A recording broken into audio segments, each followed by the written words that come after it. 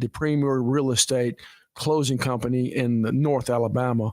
And we do it in such a way it shows that we're experienced, we're for your success. We like to handle your real estate needs the same way Coach Dan Reeves used to say, never let them see you sweat. And that's going to be to your benefit, too, when you visit us at Jacob Title and the Stanton Law Firm. Our website online is jacobtitle.com. The company is Eagle Masonry and Insulation, but did you know they're also Eagle Landscaping and Dirt Work? Eagle can take care of all your landscaping needs, including irrigation, sod work, and planting, both plants and trees. On the dirt work side, Eagle can grade and build your pads, haul dirt in or out, and even do erosion control. Philip Love and his team can do it all for you. The website is the same, insulatewitheagle.com, as is the phone number, 256-755-1556. Give them a call and see what Eagle can do for you.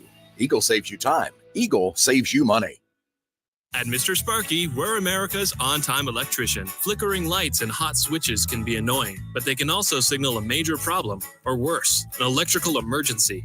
So play it safe and leave it to the experts at Mr. Sparky.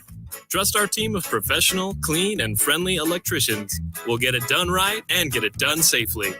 You don't have to put up with any malarkey. Call 888-8-SPARKY. Independently owned and operated, licensed in the respective state or county.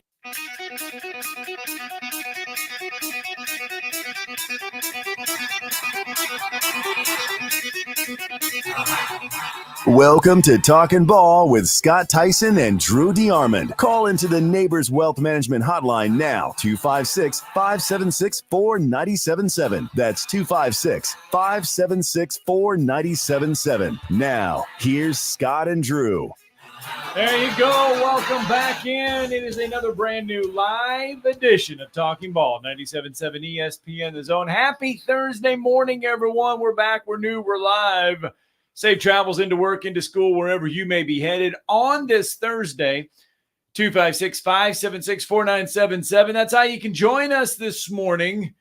And I know yesterday we had a couple questions about how Alabama will handle the Saban Field dedication and how it will all go down. Well, what do you know? Shortly after our show, we read some minds. Alabama sent out a release saying, okay, here is exactly how it's going to go. So for those that are going down Saturday for the game against South Florida, here is what you will have in store, okay? The first ceremony will get underway at 2:30. That's going to take place at the head of the Walk of Champions. Yep. Okay, that's where the stadium signage will be unveiled. You will have remarks from the president. Greg Byrne will have some remarks, and Nick Saban will have some remarks, and that'll be at 2:30. Then everybody's going to pile on into Bryant-Denny Stadium. You're going to watch the first half of the South Florida game. That's correct. And then at halftime, there will be an on-the-field recognition for the Sabans at the conclusion of the $1 Million Band performance. So that is how this will go down. 2:30 outside at the Walk of Champions is when they will have the stadium. They will unveil the sign. They will unveil everything at 2:30 on Saturday. And then at halftime, there'll be a recognition. Yeah, so we were wondering if it'd be one or the other. It's both. Yes. Yeah, they're going to have before the game, and then where they're going to have some at halftime. There will not be anything in post game. No, because it would be too insane. So the university is going to cover it from two angles, and so we wanted to let all the listeners know that's how the University of Alabama was going to handle the dedication of Saban Field. And there will be a limited number of Saban Field at Bryant-Denny Stadium Yeti Cups. They will be on sale on Saturday. Yeti. So if you want to buy one of those for $7,000, no, I'm kidding. Commemorative game programs on sale throughout the perimeter if you want one of those. Right. And then did you see Alabama is now selling victory posters? Really? After games that you can order and buy. Okay. And they had one after the game against Western Kentucky. So I'm wondering if that's all NIL driven. I'm wondering Probably if that goes all into the collective. Yeah. For Yay Alabama. And from what I understand, they're going to have them on sale after, letting people into the stadium at some of the kiosks. But I think they're going to have some T-shirts as well the first edition T-shirts with, Saban Field on it. There'll only be 7,550 styles made. I mean, you'll be able to get, trust me, everybody will try to capitalize on that one. But if you want to get one at the stadium the day it happens, there will be T-shirts available. Last night, it was the Hey Coach show, the Kalen DeBoer show. Here's how he signed off in getting ready for South Florida on Saturday. Yeah, it was a fun week against Western Kentucky, and it starts all over, and enjoying the journey along the way. I think our guys are too. They're excited about the next challenge. South Florida will present different challenges for us, and we appreciate the fans, everyone who is there. Looking forward to an awesome. Looks like the weather's going to be great. Awesome Saturday, and we'll do everything we can to give you a lot to cheer for. So Alabama, South Florida. We mentioned that South Florida has not won a ranked road game in a million years. Oh, 2011, I think you said yesterday. Yeah. So obviously that is a big reason why Alabama is sitting at that 30-point favorite come Saturday. Yeah, no question. It's going to be a supercharged environment, a lot of excitement for the anticipation of the christening of Saban Field. And certainly there's also the underlying factor that Alabama didn't play well against these guys last year, and South Florida gave them everything they wanted. So we'll certainly see how far both teams have come in that 1 year. And certainly Alex Golish and South Florida went on to win a bowl game and have a very solid season. And they come in 1-0 after a 48-3 win over Bethune-Cookman. And the funniest moment of Hey Coach was, you knew it was going to happen, man. You just knew it. I know. You knew it. I know. He did it. He let it slip. Did Chris Stewart. I mean, it's been 17 years, man. You get so used to stuff. I mean, it's a lot better than DeBar. Yeah, he called him Nick Saban. Yeah. Well, that's Nick Saban, not DeBar. It's DeBar. And then we sit in the meeting and everyone's like, oh, really? He said it? Yes, he calls it DuBois.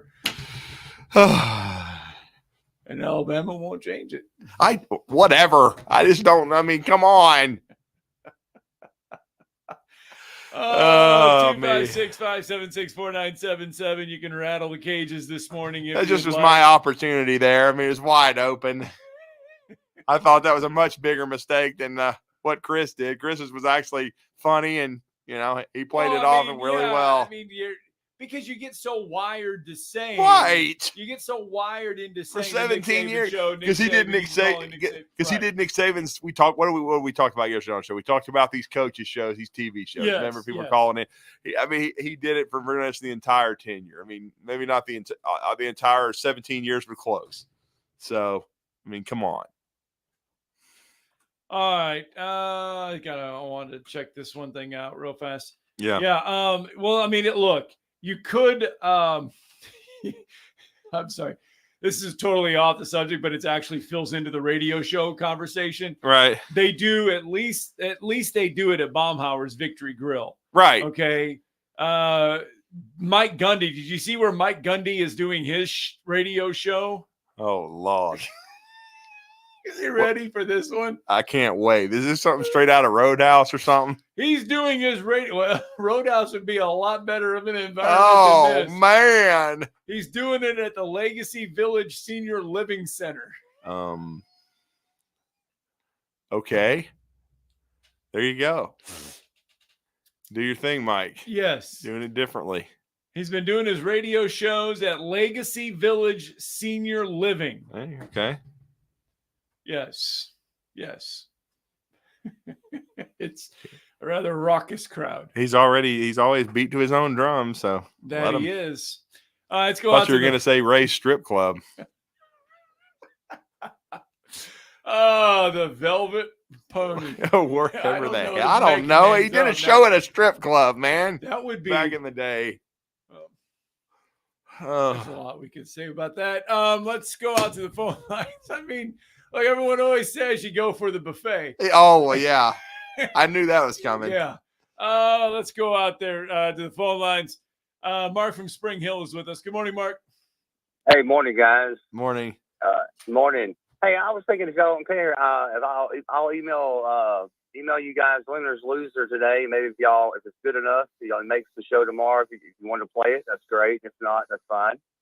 Yeah, go ahead. And then yeah, it'll have music with it. It'll have music. It'll be better than last week.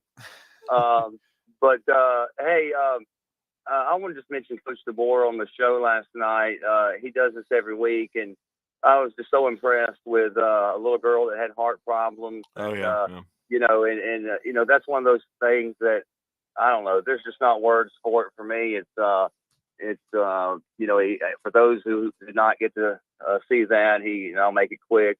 Basically, talks about her condition in front of the players, and then gives her favorite player, of course, is the quarterback, Milrow, and she runs the ball into the end zone, and they celebrate with her, and that's sort of the kind of culture, I guess, that you look at the board. He's winning over, he wins over his players first, and then he's looking beyond football. And I don't know. I think there's such a momentum, going with him. And I was going to ask you guys this.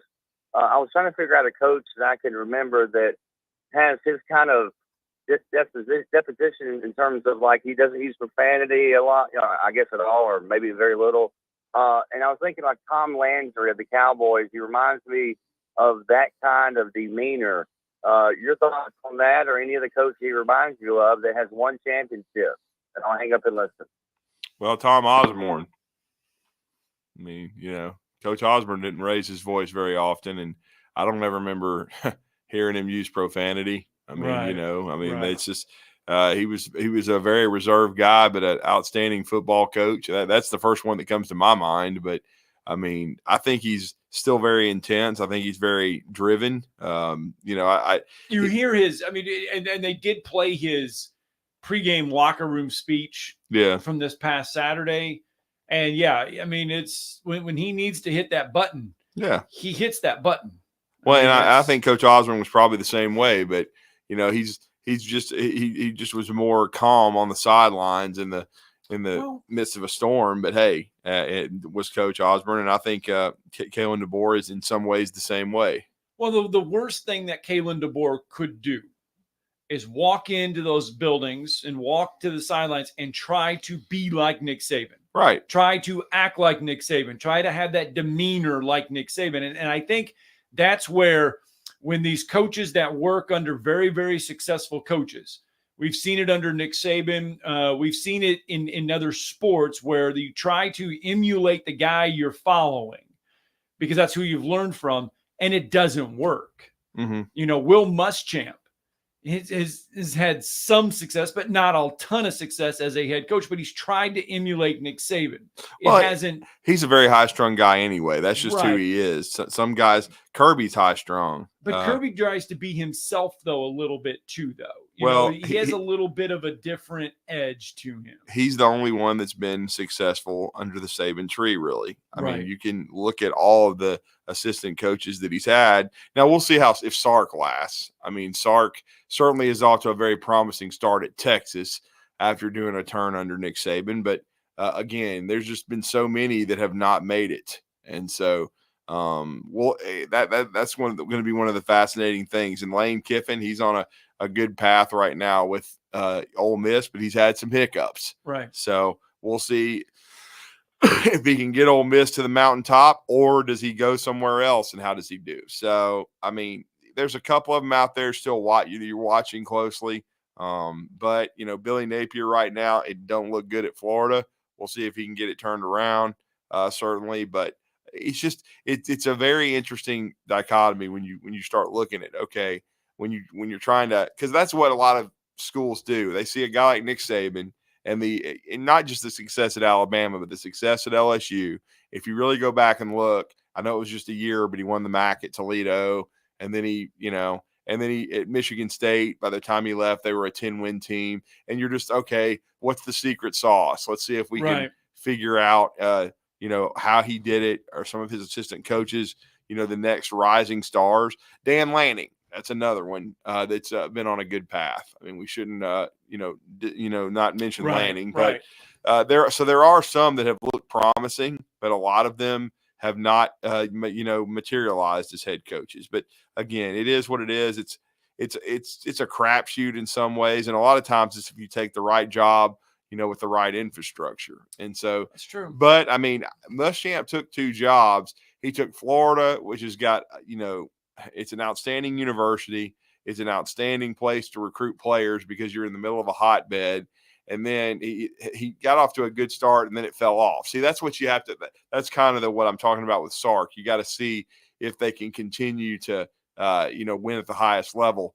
But then when you think about it, though, and you look at other places, Billy Napier, he did a great job at Louisiana on the small school level, but at Florida, it's been tough. And then Muschamp landed on his feet at South Carolina. In South Carolina, I'll give them credit. They know who they are from that standpoint. Right. If you go 8-4, they're not going to fire you. No. I mean, they certainly would eventually like you to make the playoff and like you to make a run at a conference championship, but they have outstanding fan support, and Will couldn't even, keep that one between the ditches. 8 wins is a and that's what told me that Yeah.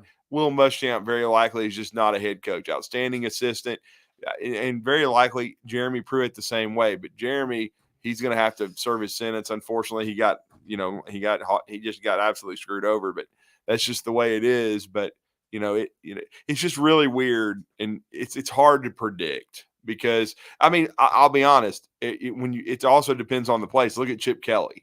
Chip Kelly was considered a rising star at Oregon after he came over from New Hampshire as OC. He took over the program as head coach at Oregon. They made the national championship game in 2010. They were rolling. He decides to go to the NFL. It doesn't go well. No. And then he decided he had a fork in the road. Am I going to go to Florida or am I going to go to UCLA? He goes to UCLA. And it was, it was just okay. But he also changed his whole demeanor when he went to UCLA. He didn't want to run the offense that he ran at Oregon. He didn't want to run the up-tempo stuff that he ran. He tried to rebrand himself at UCLA.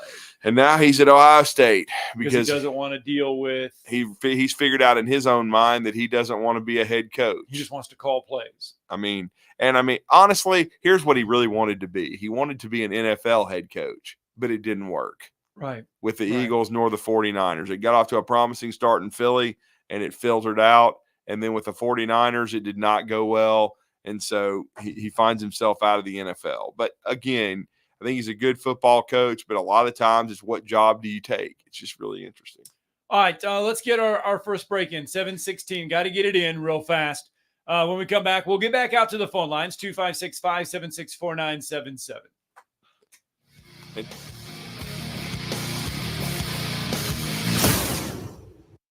You're listening to Talkin' Ball on 97.7 ESPN, The Zone.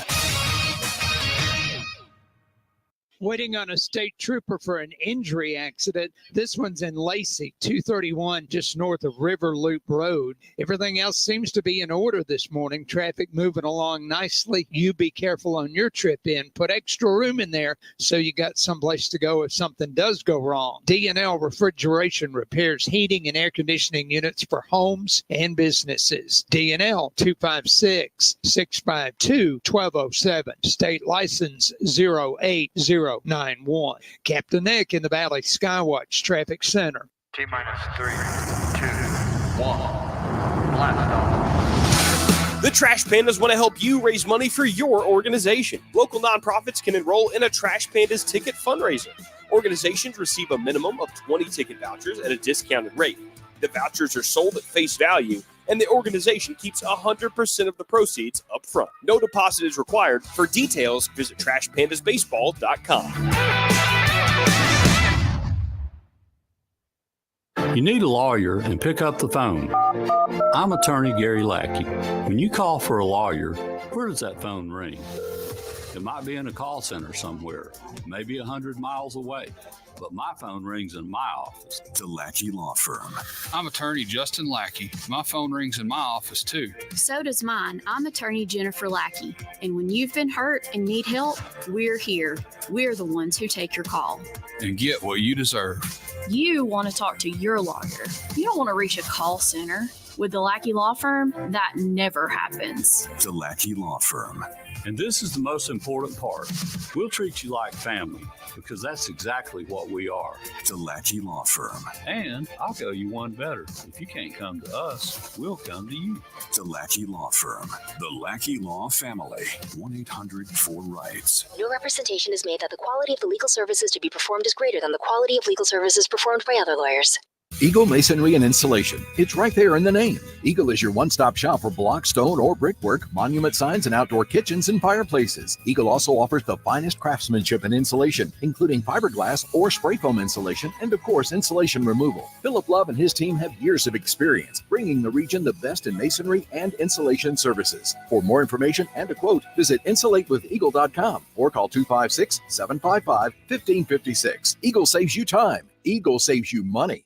You've got to experience Toyotathon at Bill Penny Toyota. They've got the selection with over 700 new Toyotas to choose from. And they've got the extras with Bill Penny perks and a 10-year unlimited warranty. So get on over to Bill Penny Toyota today and experience Toyotathon. Bill Penny Toyota in Huntsville and online at BillPennyToyota.com. Bill Penny's Toyota 10-year unlimited warranty is valid through the 10th year of ownership. Valid on new vehicles only. See dealer for details. I want to thank you. Thank you for making us your number one choice for sports talk in North Alabama. Thank you. Thanks. Thank you very much. 97.7 ESPN, The Zone.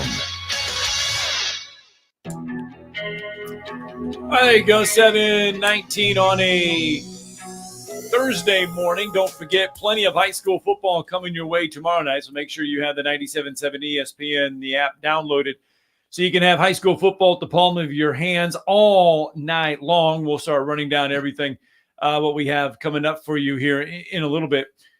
Pat from Tuscaloosa is with us. Good morning, Pat. Hey, good morning, guys. Good morning. Hey, fellas, hey, we don't have – last year we did not have any kind of answer. They brought a free safety that they made into a defensive end, and Caden Proctor couldn't have blocked him if he'd have been inside of a bus. That, I mean, it was just horrible. And what answers do y'all think we have for this guy? I mean, I realize we're going to have a different quarterback, and the biggest thing is hopefully we got a different offensive coordinator. But they couldn't block that guy at all. You know what I'm talking about? Yeah, and they had inexperienced QBs, both of them playing, and they missed some opportunities early, to score and to make big plays. But they're going to win this game big. They're going to win it 52-7. That's my prediction. They're going to destroy South Florida. They want to destroy South Florida. They understand that they didn't play to their standard last year, and I don't care if Proctor's not playing. I mean, they've got and he won't. I mean, I know they're talking about week to week, blah blah blah. I'll be stunned. It'll be Pritchett, and I think again they're going to have a better plan. And there was a lot of uncertainty going into this game from a year ago because they were coming off a loss to Texas. Everybody knew Milroe was not going to play in this game. And so it was just there was a lot of external factors going on. I think Alabama's in a much better place as a coaching staff, much better place from Milroe being comfortable in his own skin and doing what he's doing. And I think Alabama's going to smash South Florida. Yeah, great minds think alike, but I got it 52-3.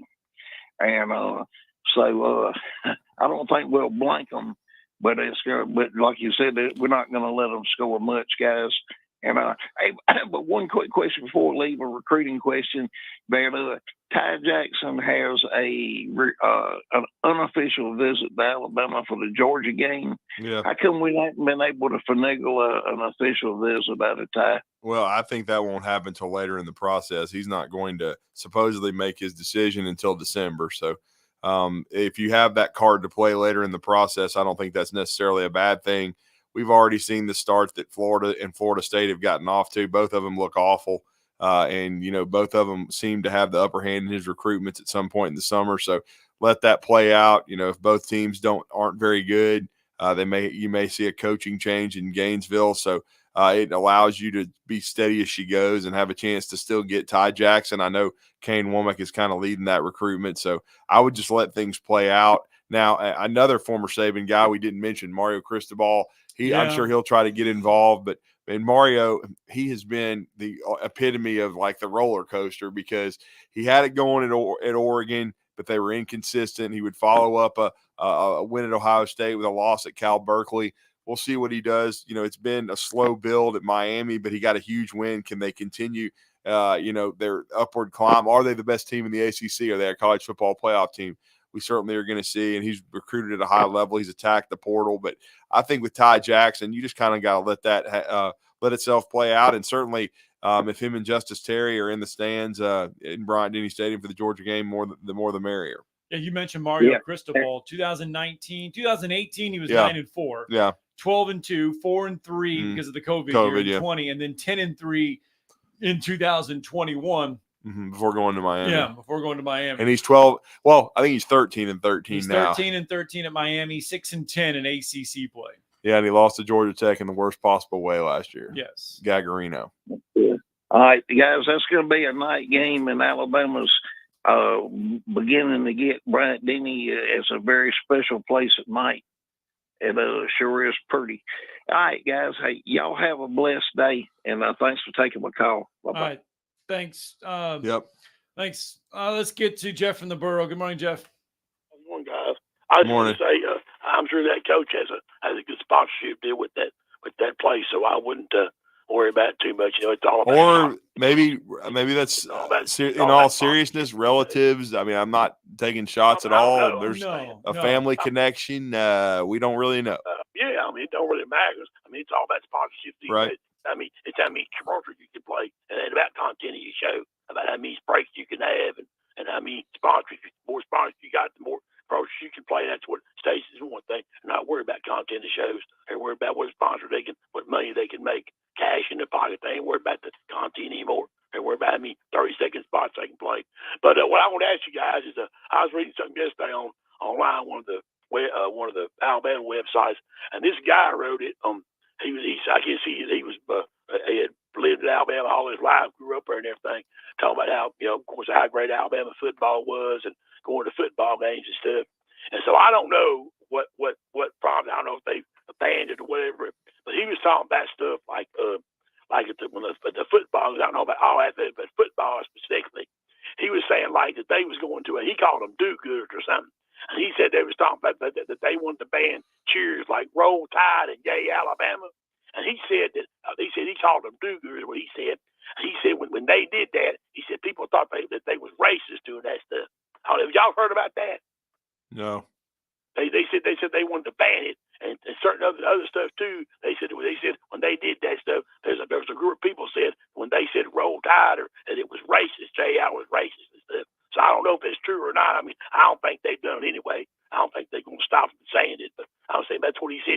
He said like he was talking about like different other stuff, like judging stuff. And he said, oh, well, let us have fun, and let us have fun at our ball games and escape, like such and such, and talking about how the police quit trying to take away. Like I don't know how he worded it. Like I forget how he worded it. He said it was a coping mechanism to go to these ball games to get away from problems and stuff. Like he was talking, I know he referenced the terrorist attacks. When the terrorist attacks happened, he said game day couldn't come fast enough because Americans, they wanted something to get off their minds of the 9/11. So when sports came back, that was a big thing for Americans to get on their minds over everything happening. But I shouldn't know if y'all heard about that. I know there's people out there to say stuff like that, and try to do stuff. But I don't think it's racist, in my opinion. I don't know. I mean, I'm sure people yell all the time and Roll Tide, roll, whatever, different other cheers and things like that. But I just wanted to see if anybody had heard that or what their take was on it. So I'll just hang up, and I enjoyed the Cubs no-hitter last night, but it's too late. They're not going to make the playoffs. So y'all hang in there, guys. Have a good weekend. Thank you. Thanks. Okay. Let's just move on. Yeah, I don't know. And Brandon is with us. Good morning, Brandon. I don't like thinking about Democrats. It makes my head hurt. I don't think anyone's going to ban Roll Tide roll. What's up, Brandon? Well, I'm sitting here trying to hone in on what my $20 bets are going to be this weekend. So I was going to ask Scott Tyson. We got Iowa and Iowa State. Uh-oh. The rivalry. The Hawkeyes are -3. 3-point How you feel faves. about that, Scott? So I guess then it must be in Ames. Is it in Ames? I am not sure. I haven't love looked tell to you, see. but The I don't know. Cyhawk Trophy game. I think it's. I need to look and see. Isn't it the fair every year?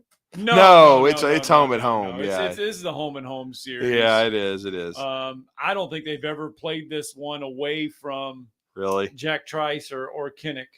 Yeah. So I would honestly, I would take Iowa. I would take Iowa to cover this one. Yeah. Yeah, well, it's actually in Iowa City. It is. It's in Iowa City, so they're not believing in that offensive explosion there, Scott. They're not. Because Yeah. last year this was just a dog Because fight. the total is 35.5.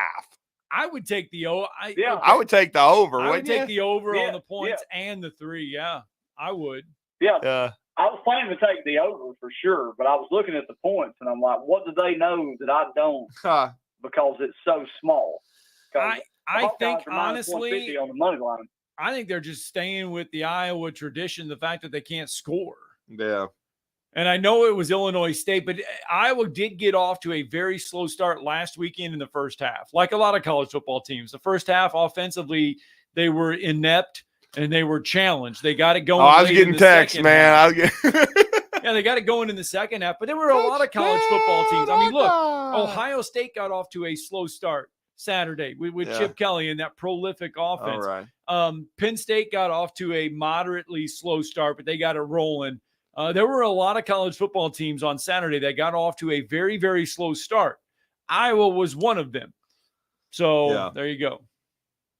I'm going to take Iowa to cover and take the over for sure in that one. And then I don't know what world we're living in where Florida State is a 3.5-point favorite over Memphis. Oh, Lord. But I'm really feeling like taking that one. if they can't beat Memphis, as Drew DeArmond once said, fire everybody. If they go 0-3 and lose to Memphis, just roll the buses in and put everybody on and send them out because it is over. That is definitely I don't know what to say about that. And believe it or not, Drew's going to fall out of the seat. The Kentucky Wildcats are a 10-point favorite at South Carolina with a 42.5. Well, they should be. Kakalaki looked awful. Oh, I agree. But I'm saying, will they be favored in another game this year? Oh, that's a great question, Brandon. I think there's going to be a couple, but I mean, I don't look, man. I wouldn't trust it. I mean, there's no way. I mean, they're just not. I mean, they did not get any better going from week 1 to week 2, which is what you like to see. And Boston College whacked them. I mean, they're not going to go like 2-10 though. I don't think it'll be that bad. No. I tend to agree with you on that. I don't think they're going to do that either. And then Georgia Tech is only a 2.5-point favorite at Syracuse. I would take Tech. Take the cover. Yeah, take the cover, and it's a 61.5 over/under. So I don't know about the over/under, but I do take the cover that one. I feel like some of these lines, I'm looking at them this morning, and I'm going to try to lock them in case they do a lot of jumping tomorrow. So. Yeah. Yep. Appreciate you, man. All right, Brian. Have yourself a great day. I need Scott to report on Monday if Iowa scores more than 30 again. Well, if they score more than 30, I mean, may start to believe that this team can actually score, but we'll see. This will be a real test. I mean, neither one of Illinois State was not a true test. I mean, that was Missouri Valley Conference. That was a Missouri Valley Conference squad. Well, we'll see now when they play their first Power Four. All right, Brandon, thanks for the phone call. We got to get a break in. The reason why is because we got to celebrate our Lynn Layton. Oh, Lord. No idea where that. Oh, I know where that came from. You want to talk about Chris Stewart saying something forever and ever and ever? Right. For like 15 years, I said the Lynn Layton team of TV. the week. TV. The Lynn Layton team of the Scott week. just had a TV flashback, And everybody so on camera. all of a sudden, I just went there with the team of the week. It is the 97-78. Because I was wondering, I looked at you like, I don't know where the hell that one came from. Now, I could have understood Bill Penny. No, but it was Lynn Layton. For years, we celebrated. We Wow. traveled with the trophy. We gave him the trophy. So it was the Lynn Layton team of the week. We did it for years. Well, he did it for 18 years. Saban did it for 17. Yeah, So there you go. It was on top of my mind. But this is the 97.7 ESPN Zone Bryant Bank team of the week, and we will celebrate with the Randolph Raiders coming up next.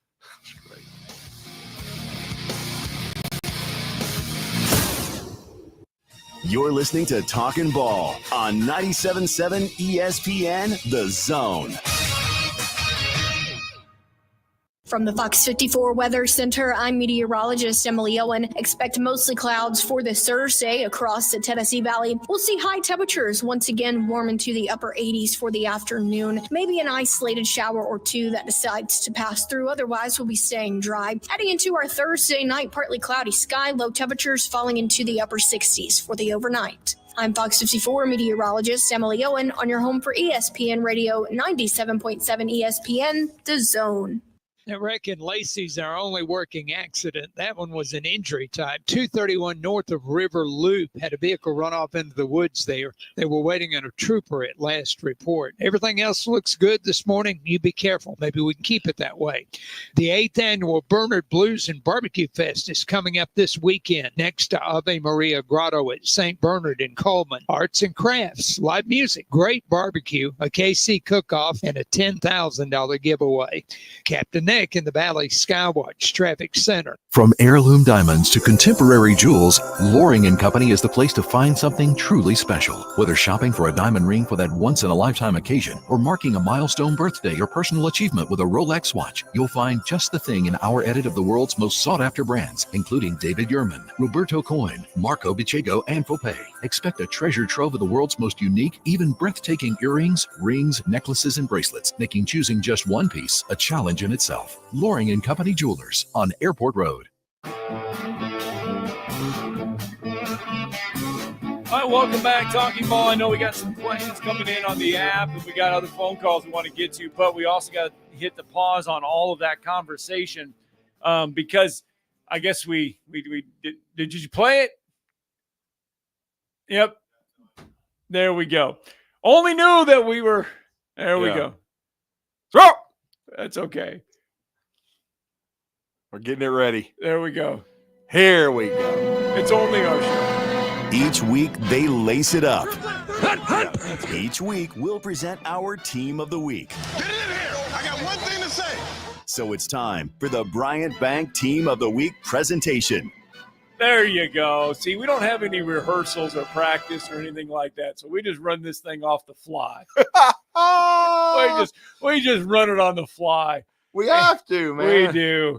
Hey, there's no rehearsals. Just have fun. No, what does that sign say? There are no rehearsals. That's what I just read. Yeah, there we just go. Got to have fun there. But you know what? Who does have rehearsals? They have a lot of practice, and then they go out, and then they get to perform at a high level. Last Friday night, they put on the road uniforms. They performed at a high level, and they got to win at a place that they've never gotten a win before, and therefore – we're going to celebrate them today. Yeah, they've won 2 of the last 3 over Madison Academy, which means if you're beating Madison Academy, you're a great program and you're very consistent.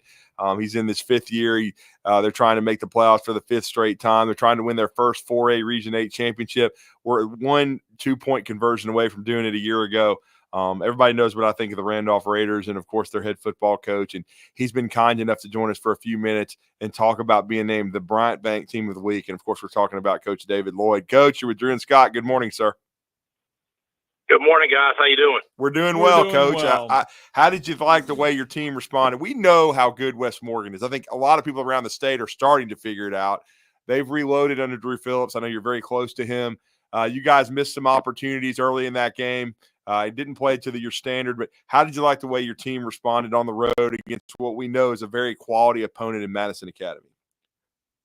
I thought we did a great job, and I agree with you, Drew. I mean, I think a lot of people are going to take notice of how good West Morgan really is. I think people had some question marks on them. We weren't one of them. We know exactly how good they were going to be, and we did miss some opportunities against them, but our guys bounced back the next week, and we did that a couple of years too against Madison Academy. West Morgan comes in, kind of punches us in the mouth game 1, and refocuses us a little bit, and we understand what we have to do, where our mistakes were, what we had to correct, and I thought our guys came out and, man, they played their tails off on Friday night. Big region win for us. Yeah, the coaches always say, everyone always says the biggest adjustment and the biggest improvement that a team makes is from week 1 to week 2. Did you see a lot of improvement, though, from your team from week to week? I mean, for sure. I mean, we were shut out week 1 and scored 32 week 2, so that's big for us. But just the way our guys played, we took advantage of the opportunities we had. We made some big plays, and honestly, there's probably people that thought they matched up better than us on paper, and that's fine. But our kids made plays when they had to, and I thought we did a really good job. I thought our coaches had a great game plan. I thought our kids executed at a high level. Just couldn't be more proud of the way our guys performed last week. Well, I want to give a shout out because when they're up for these awards, the Randolph community, they're out strong, and they've won several of these during my 2 years. I watched it happen multiple times, and now Noah Gaunt, the senior wide receiver in DB, has been named the L.com Player of the Week due to the voting. Great job by Noah. He had 153 yards receiving. I know he was Johnny on the spot, scooped a fumble up, scored. He's played a lot of football for you, Coach, and he and William Mitchell and those guys really stepped up offensively against a good team this past Friday. They did, and especially, our guys knew they had to. Graham Beatty was out with an injury for us. Yes. Graham means so much to our football team on both sides of the football. But the guys that had to step up around him, Noah had to play some more defense, did a great job, had 10 tackles on the defensive side of the ball. William Mitchell had to run the ball a little more for us. LaFev Watson gets his first varsity start at running back in place of Beatty. 92 rushing yards, a touchdown, huge for him. Will Simpson had to come in, play some defense, had some big stops for us, a couple of pass breakups. So we had to have a lot of younger guys step in and play a bigger role for us. Tyler DiOrio has been, kind of Johnny on the spot for us the last couple of weeks, helping us move the chains with some big catches. So everybody knew what they had to do, and we know we had to step up and kind of take care of some of the slack that was left. When if you'd have told me that we'd have gone on the field without Graham Beatty, I would have been a little worried. But to watch the guys step up and understand, like, okay, we got a job we got to do, was really proud of the way those guys responded. Doesn't get any easier for you. New opponent, Coach, in the region this year. Road game last week at Madison Academy, and now you get to come back check home. Your oil again against a very stubborn Plainview squad. They're a physical team. Probably should have won the game last week. Definitely played well enough to win there against a really talented Westminster team. They're the type of team that you're going to get in a battle for 4 quarters, and they're going to be physical. They're going to run the football. They do some really good things on both sides of the football. They're talented up front. Got some skill guys that can give you problems. So we know we're going to be in for a 4-quarter game on Friday night. It's going to be a fight, man. Well, Coach, talk about too how far the program's come, because I just felt like when I heard that when you called into our Woody Anderson Ford High School football scoreboard show, powered by the Lake Gunnersville Ace Hardware. Got to get that right. I'm going to hit the sponsors. When you said, because I did not know Beatty was hurt and did not play. I think that shows a lot of the culture of the program and how far this team has come, because Beatty's a guy that's going to be a 3+ year starter for you. I know he expanded his toolbox and became a running back a year ago, but we know how good a safety he is. But for him to not be in the lineup and your team to step up in all 3 phases, to me, that's a huge sign of where your program is right now. I think so too, and I think our guys understand that at any point in time, injuries are a part of high school football. You're going to deal with them every Friday night. Nobody's healthy once August starts. Everybody's banged up and bumped and bruised. And our guys just buy into what we want to do. They understand that we're next guy up. We have to do what we need to do. They've got a job to do, and if they do that at a high level, then we can overcome things like that. And that's the great thing about high school football is you're faced with adversity week in, week out, whether it's an injury or this or that. Great teams, great programs find a way to overcome those things, and I think that's where we are as a program. Like I said, our guys, our coaches believe in it, and Graham, he's such a leader for us on the field. he's right there on the sideline. You know, he's holding the iPad, watching the huddle replays. He's coaching up our running backs when they're coming off the field. He's talking to our defensive backs when they're coming off the field. He's right there with the coaches. Like, man, he didn't skip a beat, and his leadership from not being in the game to coaching our guys up on the sideline and kind of getting our team ready. You know, those are things you want to see from young men. Those are things you want to see from a kid like Graham Beatty and the leader he is. Well, Coach, let's talk. Look ahead to Friday, tomorrow night on film. What kind of stands out to you from Plainview? I thought they were really physical. You know, they were really good in the run game. You know, scored 26 points they had at halftime. They were up 26-16 at the half. You know, a couple things go their way in the second half. They created some turnovers defensively. I think they caused 4 fumbles maybe with Westminster. You know, so they're an opportunistic team. So you know you're going to have to protect the football against those guys. You're going to have to be good up front on the offensive and defensive lines. With what they do, you know, got a little bit of size to them, which, man, compared to us, everybody's got size. So, you know, I'm not, that's a weekly thing for us. So, but we got to come in and we got to execute. You know, you always want to know where you are, like after a big win like that. You know, can you cool back down and refocus and understand you got another game going on? We do this every Friday, and we can't live on the emotions of last week. We got to check ourselves again and get ready to suit it up and play again on Friday night. Well, and I know he's in his second year as a starter, and I thought he looked really good in the spring game against Whitesburg Christian Academy. How would you kind of grade William Mitchell in the first 2 weeks, Coach? Oh, I mean, he's a dude for us, man, and you know, he's turned the ball over a couple of times, and I think he'd be the first to tell you that, you know, that's not what he wants to do. We want to protect the football, but he's made huge plays for us. He's kept drives alive. His ability to extend plays, as a coach, kind of drives you crazy a little bit because you want him to get rid of the ball or something like that, but then he throws a pass that moves the chains for you, so you got to take that. He's such a great athlete back there. He's a smart kid. He's such a good leader. Our guys follow him. We trust him 100%. So we're going to take the bad things with the good, because with William Mitchell, there's always way more good than there is bad.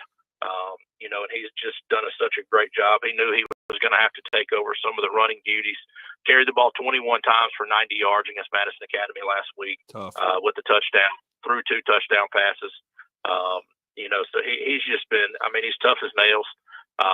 Been phenomenal for us these 2 weeks. And, you know, even in the West Morgan game, he throws for 247, you know, almost a 70% completion percentage against those guys. And I think they're one of the best defensive units we're probably going to see all year. No you know, so I can't say enough good things about William Mitchell. And then, and before as we're wrapping it up, though, I wanted to ask you defensively, because it always takes a strong effort to beat someone like Madison Academy, and especially without Graham Beatty, who's such a guy that keeps everyone connected back there. Who really stepped up, you felt like, defensively after watching the film against Academy last week? Well, Noah Gaunt had to come in and play that safety position for Graham, so he did a great job filling in there. You know, our defense is led by our guys inside. Bradford Hall, Garrison Ward at inside linebacker. Yep. Do a great job for us. You know, Bradford had a lot of playing time last year. This is Garrison Ward's first year starting. He led our team in tackles against MA. You know, so both of those guys did great. Jonathan Billions out of defensive back, I thought he had a great game. You know, did a really good job for us in coverage, coming up, made some tackles and some good key positions. Will Simpson had to come off the bench and play some at defensive back. Had a couple of pass breakups. Thought he did a great job in our secondary. And then honestly, like our defensive line did a really good job of trying to limit some of those holes that they get, you know, with those guys up front for MA. And then Park Strickland, Will Perkins, our outside linebackers, man, they did a phenomenal job. And people kind of overlook, man, but Walker Mitchell, William's little brother. That's right. Dude, he hardly doesn't come off the field for us, man. He plays safety, he plays slot receiver. He's on special teams. Man, he logs more snaps and more distance than anybody on our team, and he never says a word. He never asks for a break. Like, he is a warrior, man. There's something in that Mitchell bloodline, I guess. Yeah, no question. They're both really good players, and we look forward to you know, bringing the call to everyone on Friday night. It'll be a great atmosphere over at Sports Medfield. Such a great support. The Plainview Bears coming to town. 4A Region 8 contest is The Randolph Raiders are looking to build off of this performance that had them named the Bryant Bank Team of the Week, Coach. We'll be out there later this afternoon to present that to your squad, but congratulations. It's well earned by a great program and a great bunch of young men who played well last week. Yes, sir. We appreciate it. We look forward to seeing you guys out here, man. Thank y'all. Thanks. Sorry, congratulations, Randolph Raiders, our 97.7 ESPN The Zone Bryant Bank Team of the Week winner. We will present them with a check for $500 coming up later today. So congratulations to them. Let's get a break in.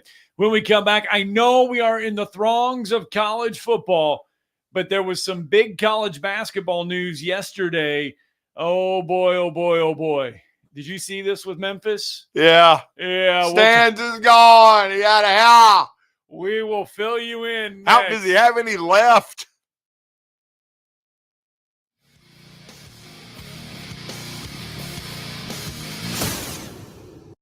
You're listening to Talkin' Ball on 97.7 ESPN The Zone. Got a pedestrian that's been struck by a vehicle on 67 in Priceville in Morgan County. It's going to be near Bethel Road. It looks like it's on the northbound side. They've launched a medical helicopter for that one. Had a trooper on the scene of a wreck, 231 north of River Loop in Lacey. That one had an injury. And we got a traffic signal problem at Williams and Church. 2030 Fast Track makes your clothes fall off. Adelson lost 100 pounds in 7 months on the plan. A free hormone quiz will tell you if it can work for you. 2030huntsville.com. Captain Nick in the Valley Skywatch Traffic Center. Specializing in simple and affordable rentals, McCurry Van and Car Rental can make sure you have just the right vehicle for your next family vacation, weekend getaway, or if you just need transportation while your vehicle is being repaired. McCurry carries Ford Transit vans and Mercedes Sprinter vans, trucks and work vans, and more. And they offer discounted rental rates for long-term rentals. Now with 4 locations: Athens, Muscle Shoals, Coleman, and Huntsville. Log on McCurryRentals.com to make your reservation now. That's McCurryRentals.com. Rocket City Federal Solutions, LLC is committed to streamlining engineering solutions for all aspects of installations and facilities construction and management worldwide with expertise and precision. These guys are great Americans, helping to keep us safe everywhere from right here in the Tennessee Valley. The team at Rocket City Federal Solutions is headed by CEO Jason Larson, and they have over 35 years combined experience handling projects all over the world. Learn more at RocketCityFederalSolutions.com.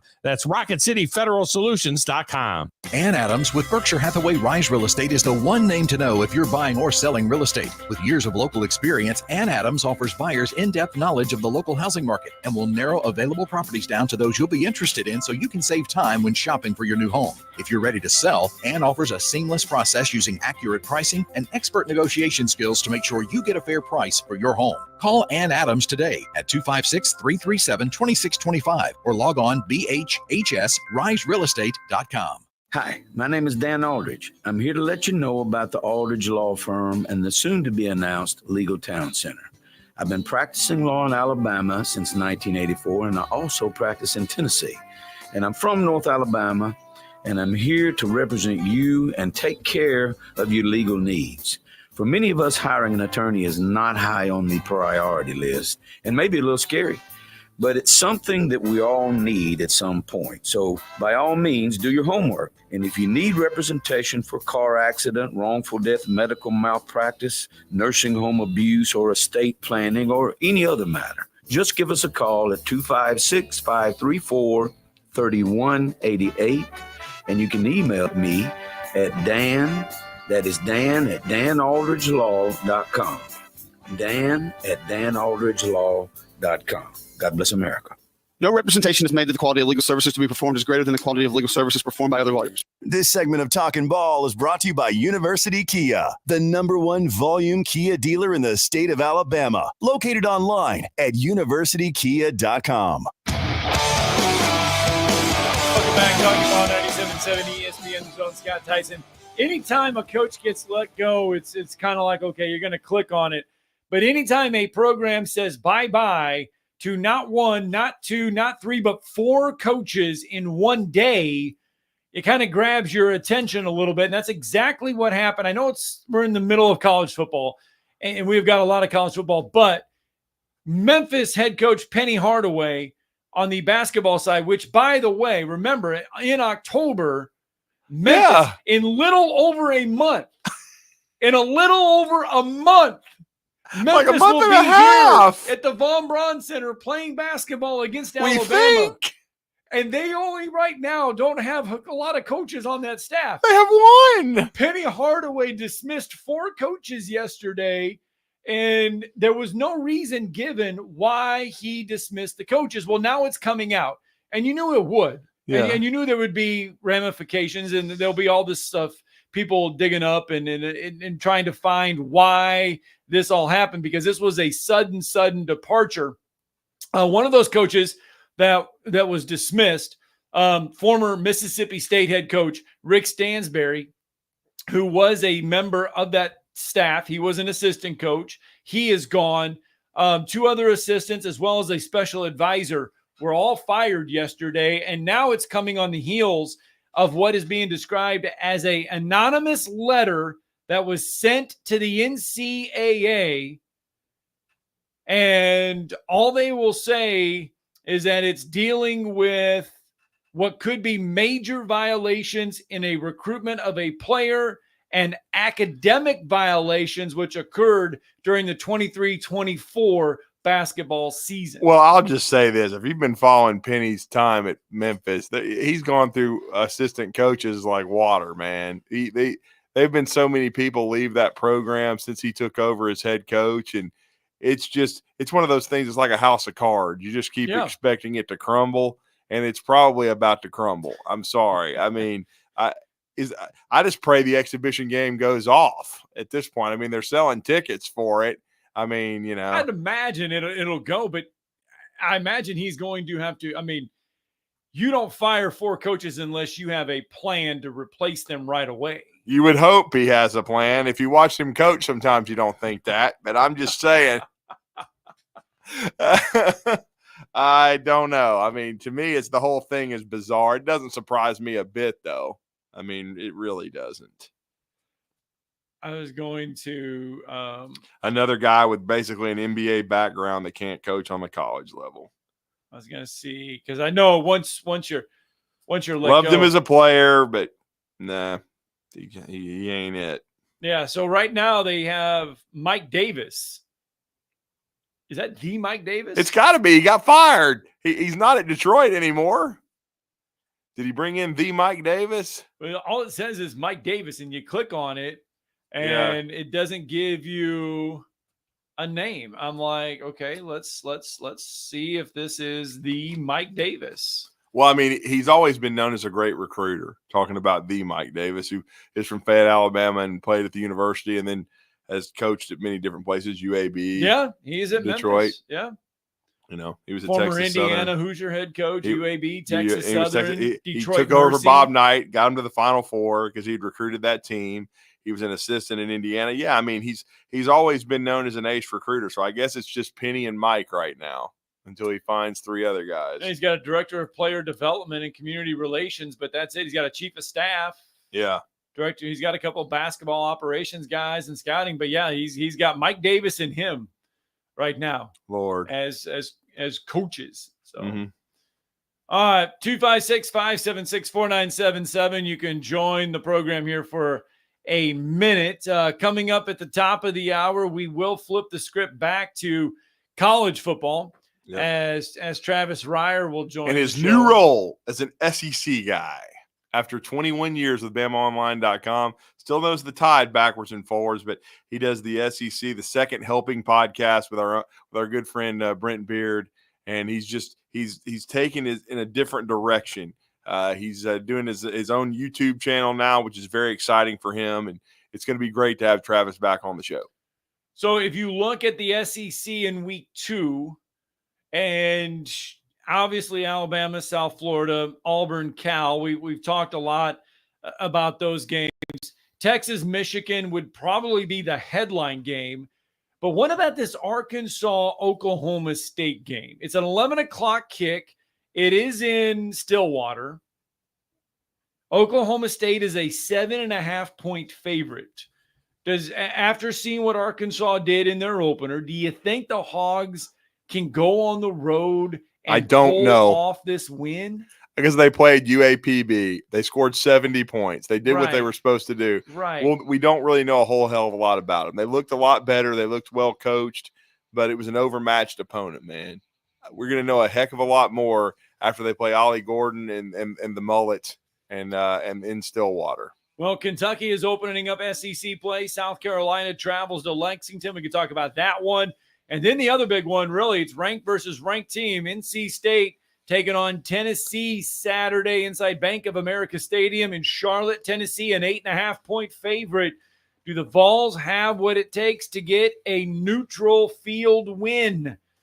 Travis Reier can help us unsort all of that in Little Alabama. Coming up next.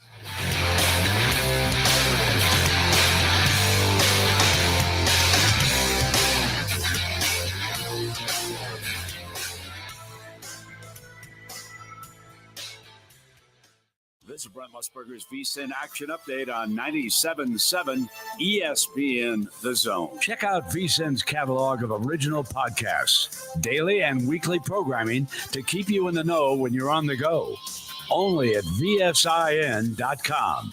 Now, here are the latest lines from my guys in the desert. The NFL season kicks off tonight with the Chiefs hosting the Ravens at Arrowhead. It's a rematch of last year's AFC Championship game. Kansas City looking for their third consecutive Super Bowl victory. Baltimore coach John Harbaugh trying to shut down Patrick Mahomes. He is his own guy in terms of the way he plays. How quick the ball comes out and how long he'll take, as long as necessary, to try to find a completion or a scramble run on the ones that aren't out fast. So that's his skill. He's great at it. Kansas City opens the season as 3-point favorites against the Ravens. Baltimore plus 130 on the money line. The Chiefs minus 150. The over-under 46.5. That's the VSiN Action Update on 97.7 ESPN The Zone. I'm Chuck Sanders. WCZN, Union Grove, Huntsville, Alabama. 97.7 ESPN The Zone. SportsMed is the official team physicians of the Rocket City Trash Pandas. And if the pros trust SportsMed, you can too. SportsMed provides every service you might need for complete orthopedic care, specializing in orthopedic surgery, sports medicine, joint replacement, spine surgery, neurosurgery, and podiatry. And they offer their own brace shop, in-house full-body MRI, physical therapy, walk-in clinic, and so much more. 4 locations and on the web at sportsmedalabama.com. This hour brought to you by SportsMed Orthopedic and Spine Center. Online at sportsmedalabama.com.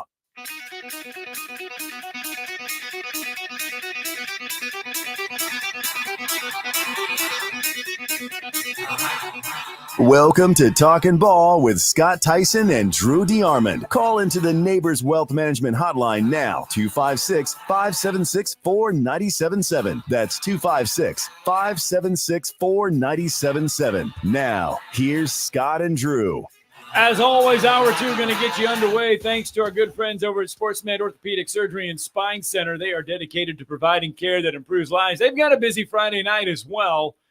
So make sure you do there. They've got the emergency ortho clinic, sportsmedalabama.com. Look them up online. Give them a call, 256-881-5151. You can experience the SportsMed difference. If it's good enough for the Trash Pandas, if it's good enough for the UAH Chargers, it's good enough for you. A lot of SEC slated games this weekend. Everyone's in action. Some intriguing matchups because we talked about it yesterday. Yeah. Arizona State hosting Mississippi State. That one is interesting. Mm-hmm. Oklahoma welcomes Houston. Oklahoma a 29-point favorite in that one. How about Vanderbilt? The Commodores could be 2-0 after 2 weeks of college football. They're playing Alcorn State. Should win that ball game. LSU should rebound against Nichols, you would think. NC State, Tennessee is this weekend. Mm-hmm. Billy Napier has Samford. DJ Lagaway is making his first career start as a Florida Gator because of Graham Mertz and the concussion protocol. Yep. Missouri is taking on Buffalo. I mean, there's a lot of intrigue in these games. I know it's faceless opponents to some, but there's a lot of intrigue still. Well, this guy's one of the best in the business. He spent 21 years at BamaOnline.com and did a great job for them. We featured him every Monday. Now he's pivoted. He's now has Ryer on YouTube. He's still doing the Talkin Tide podcast with the Tuscaloosa News, Chase Goodbread, and the Second Helping podcast, which will be later today, actually this morning, with our good friend Brent Beard.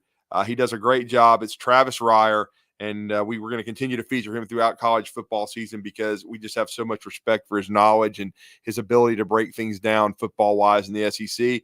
And we've got him this morning on the Neighbors Wealth Management Hotline. Travis, welcome back to Talkin' Ball in Huntsville. You're Drew and Scott. How are you? Guys, good to be back. Yeah, it's great to have you, man. And I'm still getting used to the new logo and everything, man, and the new stuff. But I'm happy to see you pivoting and focusing even more so on the SEC. And you've done that in the past, and I'm glad to see you doing it full time. What were your biggest takeaways from the first week of SEC football with Kalen DeBoer, Auburn under Hugh Freeze, and of course Florida? Not a good first chapter with Billy Napier here in year 3. Yeah, it was more of the same where Georgia is concerned. I think that too. Yep. All that. Just a methodical taking apart of a once proud Clemson program in Atlanta. And with Kalen making his debut in Tuscaloosa, explosive plays. We expected a lot of that, even from the outset of the season. Did we expect necessarily 63 points? Maybe not, but it's a very impressive start for Alabama defensively. Took the ball away early, helped get the offense on the short field, and it was pretty much an easy night from there. Obviously, the stakes ramp up for Alabama in the coming week. So it kind of sets up pretty well, I think, for Kalen and that staff before you see Georgia to cap the month.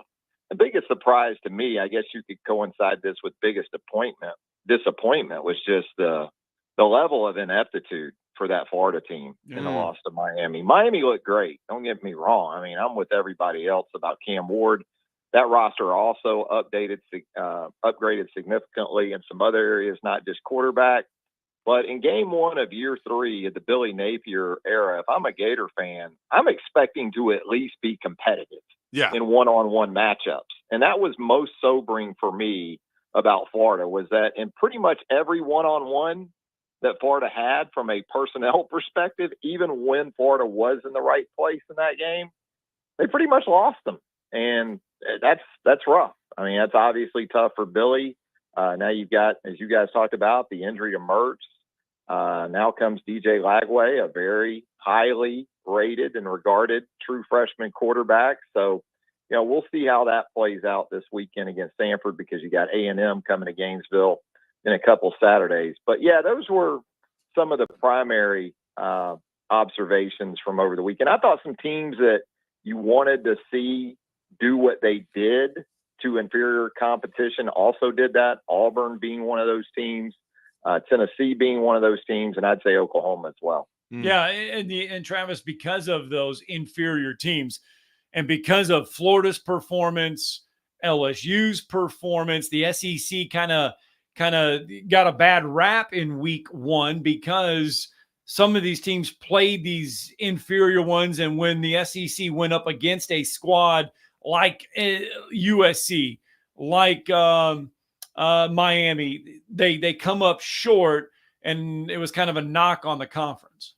Yeah, and Georgia's to the point where it can do what it did against the top 15 opponent, and the league not necessarily get a lot of credit for right, that. Right, exactly. Like, ho-hum, that's what's supposed to happen. But when things don't go according to plan for some SEC teams, they absolutely garner headlines, and that's absolutely what happened with Florida, and then Sunday night with LSU. Although I anticipated a tight game there, that was a great game. That game delivered on just about every level.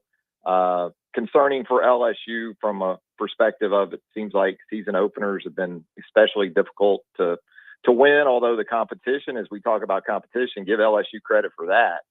They've opened with Florida State. They've opened with USC. So you got to take that into account as well. But it'll be interesting to see how LSU rebounds. Obviously a gimme game this weekend, but then on the road, I think it's South Carolina in a couple Saturdays, UCLA still down the road. I think this is an opportunity for that team to bounce back pretty well. Well, and then what do we know? Scott kind of brought this up. Arkansas wins 70-0, but now they travel to Oklahoma State. That's an intriguing one. Oklahoma State might be the best team in the Big 12, or what's left of it anyway. That's been reconfigured. Some people think Utah coming back into the league could be the best team there, but this is a big year for Sam Pittman. He's got Bobby Petrino back. They looked much better, but it was an inferior opponent. What are your thoughts on the matchup in Stillwater? Yeah, that's the big question. Will it carry over to the road? And we know it'll be a chaotic sort of atmosphere there at T-Boone Pickens. So big challenge. And it's not just this week. I mean, you're talking about Oklahoma State on the road for Arkansas. Then UAB, who knows how that game could go depending on this week for Arkansas, back in Fayetteville, and then 7 straight. And I'm talking about 7 straight of the very best in the Southeastern Conference for Sam Pittman's team. So it's tough to say must win this early in the season, but the point is, yeah, UAB next week, but then those 7 in a row. The good news for Arkansas when you look at that is that Tennessee, LSU, Texas, of those 7 are all in Fayetteville, but still not an easy stretch. And a lot of this is going to be on that offense and, to what level Bobby Petrino can get Taylon Green and the rest of those guys. So the day is going to get started. And this game last year, I mean, when you saw the Texas-Michigan matchup, it was like, oh, wow.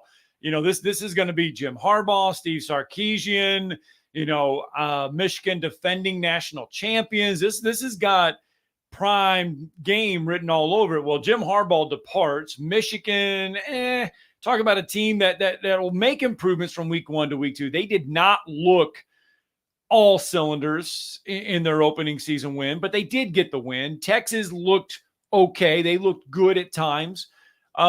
This one's in Ann Arbor. Is this a Texas romp in this one, or is this one going to be close? Michigan saving something to show us in this one? Yeah, it's a styles makes fight game, right? Yeah. When you talk about these two offenses, especially, Sark wants to go multiple gets, spread you out, mix in some tempo, keep you guessing, keep it moving, explosive plays. Michigan wants to keep it tighter between the tackles, prides itself on physicality on both lines of scrimmage. So it really comes down to me, which of these teams gets more of the game that they want. Just in terms of the ability to play different styles, I probably like Texas more so than Michigan. And I like the veteran quarterback. I know Quinn Ewers still has some inexplicable moments. Even last week against Colorado State, that was the case. But, Michigan going from J.J. McCarthy to Davis Warren and or Alex Orji, that's a pretty big drop-off there. This game kind of feels to me like Alabama-Texas a year ago at this point in the season. Alabama going through some serious transition in some key spots, including quarterback. Michigan kind of doing the same thing on its home field. I won't discount Michigan entirely, but yeah, I think this is a game that Texas, when you look at the spread, what is it, 7.5 or so right now?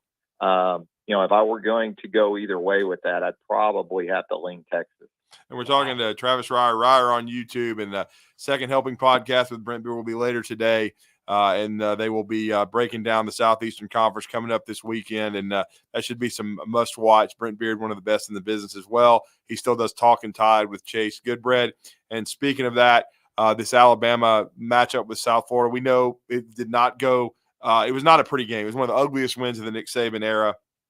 It's going to be very interesting, though, to see how far both these teams have come. South Florida kind of under the radar, had a good year last year, Travis. They won a bowl game. But just seeing the vibe and the temperature of the team this week, I think this Alabama team may be wanting to make a statement. And, of course, there's going to be a lot going on with Nick Saban and now the turf at Bryant-Denny Stadium being named in his family's honor. But I get a feeling Alabama wants to make a point in this game. Yeah, it almost has the feeling of a game that Alabama actually lost a year ago. Right. And I don't know if that's the best situation for Alex Golesh and his team to be walking into with everything else going on. You mentioned the dedication of Saban Field at Bryant-Denny Stadium. So a lot to consider in this matchup. I think ultimately it still comes down to players. Byron Brown, a very nice young quarterback for South Florida, saw some of that in the game in Tampa last year. Naquan Wright, veteran running back previously at Florida.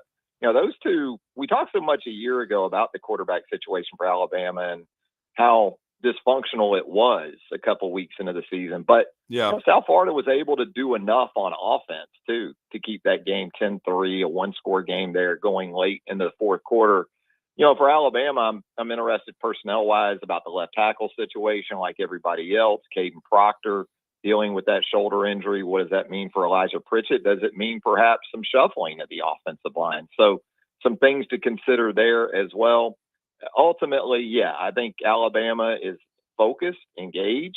I think this is an easy week for Kalen DeBoer in terms of preparation for his team. And, look, again, roster quality comes into play. I think Alabama's favored by 30.5. Do with that whatever you want. But I think in terms of competitiveness, I think South Florida is a better team this year than it was a year ago, but it's going to find itself in a tougher situation with this Alabama team than it did a year ago. Travis, you've covered Alabama for a long time. Ryan Williams had a great performance in his Tide debut. Just how special can this, and what's the ultimate ceiling for Ryan Williams? It looks like it's as high as he wants it to be. Physically, he doesn't strike you like on the hoof like a Julio Jones, but when he touches the football, it seems to find the paint a lot. So his ratio for catch to touchdown catch is pretty good after one game, and he showed you really all of that. He showed you the vertical ability on the deep ball from Jalen Milroe, and then on the crosser, not only a chunk play, but then that ability after the catch, and not just in terms of his twitch, his quickness and things like that, his suddenness, but he has some play strength for a guy, again, that when you look at him, maybe you wouldn't think as much. He can play through. He has a determination to him. He also has awareness. It's obvious that he does his preparation, because when he is able to make a move against a safety that he's anticipating after the catch, like he did last week, that tells you he understands where people are going to be, anticipation there on the field. So couldn't be more impressed. I mean, he is that true X, I think, that they need right now. I think they've got the Z types, kind of the second receivers. They need a true outside guy that can take the top off, and Ryan Williams looks like he's that guy. Couple more matchups, Travis, that we wanted to go over. This was an ugly game, but a win for Hugh Freeze last year over in Berkeley. But this Auburn offense against Alabama A&M looked much more explosive as it's looked really in several years. Cal, under Justin Wilcox, they're going to be doing some different things. Their starting quarterback is going to be in the wide receiver room at Auburn from last year. But what do you make of this Auburn-Cal matchup? Yeah, it's interesting. I like to see, what used to be the Pac-12 and the SEC get together on campus. So that makes it interesting in and of itself, especially a game played in Auburn like this. But yeah, I think points won't be as difficult for Auburn to come by this year as compared to that game a year ago out at Berkeley. And Wilcox has traditionally been a good defensive guy, but I was very impressed. I know it was Alabama A&M, but Peyton Thorne, those young wide receivers, Cam Coleman, Perry Thompson, Malcolm Simmons. What Auburn has in the backfield, a stud up top with legitimate depth. I think the offensive line is something you want to continue to see progress here in the early stages of the season. We talk about schedule and how it kind of sets up. I like that for this Auburn team as it looks ahead to certainly the likes of Oklahoma in the not too distant future there at Jordan-Hare. So, yeah, I think this is a different game for sure than it was a year ago, most notably because Auburn, in terms of explosiveness across the board, brings a lot more to the table than it did a year ago. That's interesting. Both Alabama and Auburn playing teams that they both kind of struggled with in week two. Both of them have them at home this year in week two, and we feel different about both games in a better way than we did last year. No doubt. And a lot of that goes back to the offensive side of football. Yeah. I mean, you want to talk about something that can change the narrative quickly when you are considered to be capable and also experienced at the quarterback position. That certainly changes things a lot. And then the complementary pieces that, look, Alabama lost some key guys that they didn't probably anticipate losing at the end of last season. Amari Niblack, Isaiah Bond, Malik Benson, Roydell Williams. These guys are all playing at other Power 5 programs, but then you look at what Alabama has backfilled with specifically kind of helps ease those concerns. And then the final matchup for me, because I think it's a fork in the road, I was a little alarmed. That's why I ranked them 16th, even behind Florida in the SEC right now, and that's South Carolina. I was a little alarmed at the performance by the Gamecocks. They barely escaped Old Dominion. We know they've got a new Lenora Sellers, a new QB. Kentucky had to get through the weather with Southern Miss. This is a game at Kroger Field. Kentucky's a double-digit favorite. What are we thinking about Kentucky, South Carolina?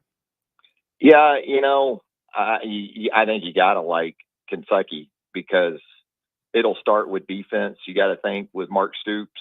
Had a little bit of a departure from that in a couple of the previous seasons. But, yeah, I like Kentucky pretty big at home. You're right. We talk about the quarterback situation, Lenora Sellers. He pretty much, I'll give the guy credit. He kind of came out and owned it here in the last couple of days. That, he was feeling it. The nerves and those types of things, which is also concerning because now you're going to take that on the road. Yeah. This was at home against ODU. And you think about the stakes going up and the environment you anticipate there at Kroger Field on Saturday. It's hard to like South Carolina in this situation, other than the freshman edge rusher, Dylan Stewart, who was outstanding. Josiah Thompson, also a freshman offensive lineman that has some promise for South Carolina. But, yeah, difficult to go against Big Blue in this one. Well, it's going to be interesting, no doubt about it. And Diego Pavia for president, by the way. That's my guy. Yeah, there we go. That was fantastic. I'm not a Jersey guy, but when they dropped that one on my timeline the other day, the index finger on the submit got itchy. Got a little itchy. That's my guy, Diego. Diego the door. Well, SEC second helping coming up. Ryer on YouTube. Travis, we certainly appreciate it. Great stuff as always, and we look forward to catching up with you again, hopefully next week and talking some SEC. Thanks, guys. Thanks. You know what's funny about that whole South Carolina situation? Yeah. Shane Beamer on his coach's show said that there was never a point in that game on Saturday that they would have thought about putting Robbie Ashford in. Right. So never, he said. Mm-hmm. That just tells you either it's not good. Just say that's it's some bourbon. Yeah. Yeah. Mm-hmm. Let's get a break in. Phone lines are back open, 256-576-4977.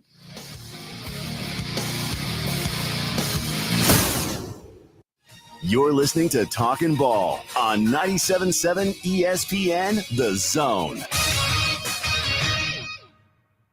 Looks like they're allowing northbound traffic to pass again in Priceville. They had a pedestrian struck by a vehicle near Bethel Road.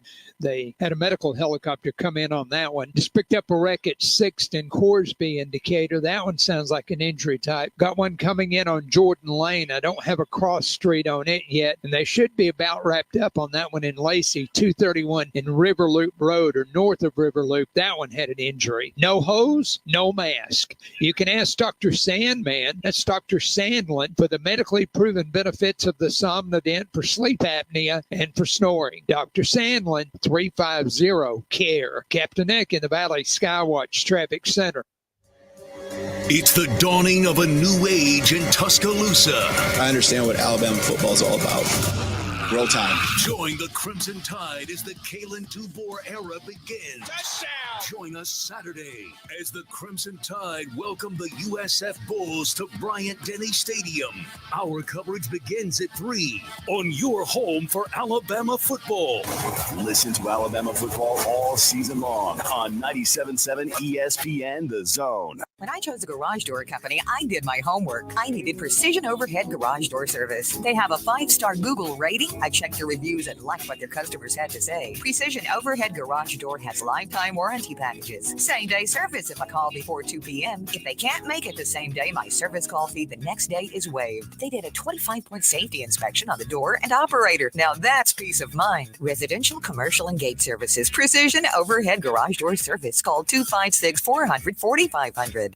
Tired of the same old menu options everywhere you go? Then you need to try Metro Diner in Huntsville and Madison. The award-winning Metro Diner serves up signature dishes like their Charleston shrimp and grits, famous fried chicken and waffles with strawberry butter, and lots more. Their entire menu is available anytime, breakfast, lunch, or dinner. And stop by for brunch on Saturday or Sunday and enjoy the lowest price mimosas in town. Airport Road, Huntsville, and Highway 72 in Madison. In diner or at home, make it Metro Diner. If hunting and outdoor recreation are your passions, it all starts with the right property. That's where I come in. I am Bo Butler with Southland Realty and Auction, a hunting and recreational land specialist and a Jackson County native who sees land through a hunter's eyes. Just as you trust your guide on a big game hunt, you can trust me to find the perfect property for you. Thinking of selling? Let me help you make your land attract buyers. Remember, Bo knows land. Call me at 256-609-0512. Are you tired of chasing a roofing contractor to show up on time or even show up at all? I'm Sam Fleming with Fleming Roofing and Restoration. Our motto at Fleming Roofing is we show up. Our goal at Fleming Roofing is to provide the reliable customer service that you deserve, and we have the resources to meet all of your roofing needs: residential, commercial, industrial, replacement, or repairs. We are manufacturer certified for roof coatings, single-ply membranes, and asphalt shingles. Whenever you need a roofing professional you can count on, call Fleming Roofing and Restoration. We are committed to finding the solution that meets your needs. We don't have quotas or heavy-handed sales tactics. Fleming Roofing, we have expert experience. We show up. Free estimates, residential, commercial, industrial, replacement, or repairs. Check us out at FlemingHSV.com. FlemingHSV.com. When you need a quick response, it's Fleming Roofing and Restoration. We show up. Tom Luganbill here for my friends at Woody Anderson Ford. Bobby White and his team take great pride in their service department, and you can see it the moment you walk into those beautiful new service lanes. And just like a championship team, they all work together to make sure your experience is second to none, whether you drive a Ford or not. Also, check out the gold certified pre-owned inventory at Woody Anderson Ford for great deals every day. Stop by and see them at Jordan and Sparkman or at Woody Anderson of Madison on Hughes Road, or visit WoodyAndersonFord.com. There you go. Welcome back. What time is it? 8:24. God, I paid attention to what time it was. Oh, boy. 8:24 here on 97.7 ESPN The Zone. Scott Theisen, Drew DeArmond. Welcome into the program. Welcome back to the program here on a Thursday. Don't forget, we got high school football coming up tomorrow night. Tonight, though, you do have NFL. The NFL season does get underway. Ravens tonight. and Chiefs. Yes, indeed. 7:20 on NBC. On Peacock. Mm-hmm. Kansas City is a 3-point favorite. 47.5. You're over under in your week one edition of the. That's the one thing NFL does get it right. Is they call it week one, not week 0. Yeah. And then on Friday you have Packers and Eagles. Your favorite quarterback. Yep. Mm-hmm. Second stringer. Good player. Is he still roll right? No. I mean, he improved. Okay. I mean, he's a starter in the NFL. Well, I know, but a little rough last year. We'll see if they bounce back. He's got a good supporting cast. You know, so it may be time for Nick Sirianni to step it up here. They did not finish strong last year, so and of course the Belichick rumors have started. Right. So. But I guess you know what? It's still funny because people still ask, "Would you take Tua or Jalen?" It's still funny. They I don't even know why it's a debate. In the NFL still. Would you take Tua or would you take Jalen? Who led the NFL in passing yards last year? Yes. Okay. I mean, the only reason it's even a question is Tua's durability. We all understand that. Right. It has to factor in. But if he's healthy, there's no comparison. 256-576-4977. Back to the college game. On Saturday, Alabama will have South Florida. They looked really good with the rushing game against Western Kentucky. Yeah, Alabama 300-plus yards rushing. It was they did a great job controlling the line of scrimmage, and that's going to be a big part of the game on Saturday. Kalen DeBoer talked about that. Yeah, and a couple of them were explosive plays, so think it's confidence all around. It's confidence that the offensive line will make those seams for you, and the jams play. It's an honor to be a captain, and along So with that, paused, rotated, and then wanted to talk about being a captain. Yeah, but there you go. anyway, he was talking about the offensive line opening up some holes, and he went on to talk about the one play with jam is that the offensive linemen actually pulled out. They came out, pulled, and opened the big hole. They had the ability to pull. Same thing with because I asked Justice Haynes about this. They did the same thing, opening up a big hole for him, and he went 85 to the house. Right. And Jam went 39. So they both had explosive runs, both reached the end zone for the Crimson Tide, and certainly Milrow reached it twice and had 79 yards rushing of his own. So he kind of got a three-headed monster back there in the backfield. And they were able to get young guys like Daniel Hilliard and Kevin Riley a lot of carries, a lot of touches. And so they were able to get a lot of running backs in there. Richard Young got a few carries as well. So you think we see three again? I mean, three this Saturday. I mean, if the Well, opportunity presents itself, if it's a beatdown like I think it will be, yes, I think they'll play a lot of guys. But if the game is close, then you're going to see mostly Jam and Justice Haynes. That's what you're going to see. And then, he might even line up. He fought the law and the law won. He may end up Kendrick Law could end up in the backfield some. All right, coming up here in just a little bit, Vince Ferrara is going to join the program. See, I didn't really delve into the Tennessee matchup with Travis Reier too much because I wanted to leave this for Vince. Well, Urban Meyer. Uh-oh. That's all you had to say. No, I want you to listen to what he said about Nico, okay? Okay. And Vince will help back it up. But here's what he had to say. And they have a quarterback that I called Matt Leinart and Brady Quinn this morning after watching this thing. His name's Nico Iamaleava.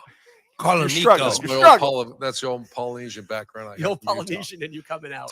I'm telling you this now, Mark, and I watched the whole, and it's Tennessee Chattanooga, so they were overmatched, the opponent they play. I mean, they were so much better. But this guy, as far as a body type, to stand there athletically and throw the ball came out like a missile. He was a 5-star product coming out of high school. I asked this question, is he a top 10 pick in the NFL draft to Brady and Matt? They obviously got another year left. This guy is unbelievable, Mark. I can't believe, I know they had Joe Milton, I believe, last year, but this guy is a monster. Nico. Because of him, I'm putting them to cover the spread, and I think they'll be a playoff team because of this guy. That's how, on one, Coach. I know it's Chattanooga. This guy's go check him out, Mark. So that was Mark Ingram. That's I'll help triple coach. option Nico Iamaleava. Okay, I got it. Iamaleava, coach. Iamaleava. And he's not a convict like one of yours.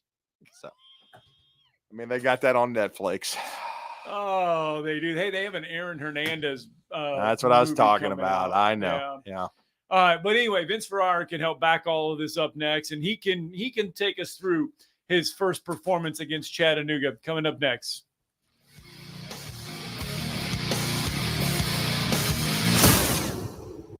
You're listening to Talkin' Ball on 97.7 ESPN The Zone.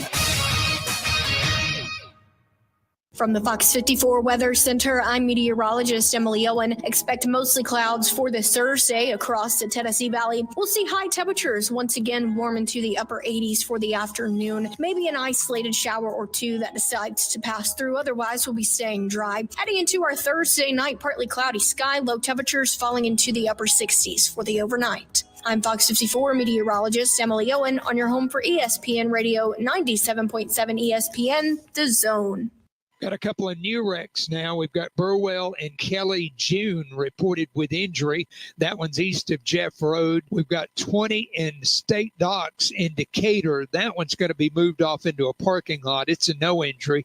6th and Corsby may have had a minor injury involved, and they've cleared traffic now in 67 near Bethel Road in Priceville. Had a pedestrian struck by a vehicle. They sent a medical helicopter on that one. Do you know who to call when you need a heart doctor? You could write this name down now so you have it in the future. Dr. Randall Burns is at Huntsville Heart Specialist on Bob Wallace Avenue. Captain Eck in the Valley Skywatch Traffic Center. You've got to experience Toyotathon at Bill Penny Toyota. They've got the selection with over 700 new Toyotas to choose from. And they've got the extras with Bill Penny perks and a 10-year unlimited warranty. So get on over to Bill Penny Toyota today and experience Toyotathon. Bill Penny Toyota in Huntsville and online at BillPennyToyota.com. Bill Penny's Toyota 10-year unlimited warranty is valid through the 10th year of ownership. Valid on new vehicles only. See dealer for details. At Mr. Sparky, we're America's on-time electrician. Flickering lights and hot switches can be annoying, but they can also signal a major problem, or worse, an electrical emergency. So play it safe and leave it to the experts at Mr. Sparky. Trust our team of professional, clean, and friendly electricians. We'll get it done right and get it done safely. You don't have to put up with any malarkey. Call 888-8-SPARKY. Independently owned and operated, licensed in the respective state or county. Well, welcome back. Coming up on Saturday in Charlotte. Yep. Tennessee Volunteers will not be taking on a Chattanooga-style club. No. They'll be taking on a little bit of formidable foe, and that is NC State. It is the ranked matchup, 14th ranked Tennessee, 24th ranked NC State. A little bit different competition than Chattanooga. Now, with Miami looking as good as they did and Clemson, look, you could say Miami, Clemson. I know Clemson lost to Georgia, and a lot of people giving Clemson a hard time, but I think Clemson will still be there in the end. NC State is a team that a lot of people want to pencil in to play in the ACC championship game in Charlotte at the end of the season. So, Well, I'd say pencil. They didn't look great. They won 38-21 over Western Carolina. They've got quarterback Grayson McCall, who we all remember from Coastal Carolina, and he tried to go to Auburn in Florida. He had some issues with the transferring the credits over there, so he stayed at Coastal next year. He's at NC State. And again, they were okay in their season opener. They're going to have to be much better than that at 6:30 over there in Charlotte, the home of the Carolina Panthers, playing the Tennessee Vols, who dismantled Chattanooga. And we just played Urban Meyer's comments about Nico Iamaleava. And now we're going to talk to one of our favorite people. We saw him in Dallas, Texas. He was there even earlier than we were on the airwaves with his good friend John Wilkerson. And, of course, that's Sports Talk. And you can hear that each morning from 5 to 8 our time, but 6 to 9 Eastern time. And that's Vince Ferrara, and he's with us right now on the Neighbors Wealth Management Hotline. Vince, good morning. Good morning, guys. Good to be on with you. Appreciate you. Yeah. So what was your biggest takeaways besides we heard what Urban said? It did look like Nico was shooting fish in a barrel Saturday. Yeah, and look, you can't just take that for granted or just gloss over it. Regardless of the competition, it's not easy just on air to do what he did in that game. It doesn't guarantee you anything moving forward, but yeah, for people that act like those games are meaningless, put yourself in a situation like South Carolina where you either lose or you come close to losing, and tell me if those games have meaning then. Right. Like, you can't have it both ways. They only mean something if things go horribly wrong, and they don't if you win. That's not the case. They either mean something, they don't. Again, no guarantee moving forward, but that was for him to put up a school record 314 yards in the first half. Right. Started out 10 for 10 different guys caught passes. He did so many things that this offense lacked last year. The accuracy down the field, the middle of the field. How about 14 for 14 in throws on all levels over the middle of the field? Last year, they didn't have the accuracy in the middle of the field, and they wouldn't throw enough in the middle of the field. So now you have tight ends. They'll throw the backs in the middle of the field. Dylan Sampson had 3 catches. They didn't use the running backs enough last year. Receivers deep middle on those crossing routes. They didn't trust Joe Milton in those situations, or he'd be a split second late to decipher what he saw and get rid of the football and get it there. And then there's the tip ball opportunities, which can be turned over in the middle of the field. Now you have a quarterback that sees it, that can get it there accurately, and you don't have the threat of as many of those tip balls. So the throwing on the run outside of the pocket, the escapability, the willingness to run. There's so much. The route tree now is expanded in what they can do because they trust him and he sees it. Run protections at times were not on point. Now, part of that was no Cooper Mays at center to start the year. He can help them, but they help each other. He's a gym rat. And on top of being an excellent leader. And then Kelsey Pope, their wide receiver coach, said this week, he said, look, he was a former quarterback and wide receiver. He said, there's only a handful of guys where the receivers just absolutely love playing for their quarterback. Like, that's a special group that he's experienced. And he said Nico is that kind of guy. So when you can elevate people around you and do the fundamental things and have a special skill set, that's why I think people are starting to talk about him more nationally, and why that game was more than just empty stats against bad competition. That's, I think, who he is, and that was the most significant thing. The other thing, real quick, is that they played a bunch of guys. Yeah. I counted 94 backups that saw action, and that was listed on the game book, in addition to the 22 starters. So there was all kinds of walk-ons that saw action last week, and they didn't put unnecessary snaps on their starters. No defensive lineman got more than 20 snaps out of the million that played. James Pierce Jr. only got 10 snaps. That's another thing they've been doing the last couple of years under Heupel, is they haven't gotten guys out of games enough because they weren't deep enough. And so you had unnecessary early season snaps on your starters. Now you're looking at a big picture because you have guys you trust, and then you get limited work in game one, some work, and then you get other guys' experience, and you're in a better position moving forward. But to your guys' point, obviously the level of competition steps up big time this week. Well, no, that's the thing.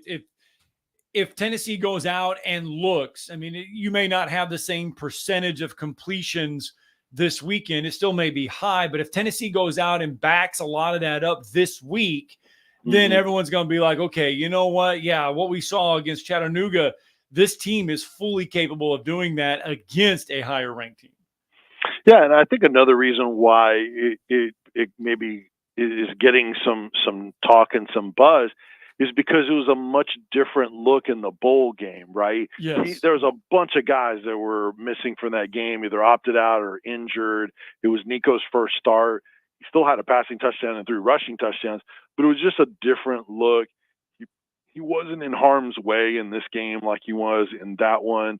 So it was a different style of game, and he is incredibly accurate.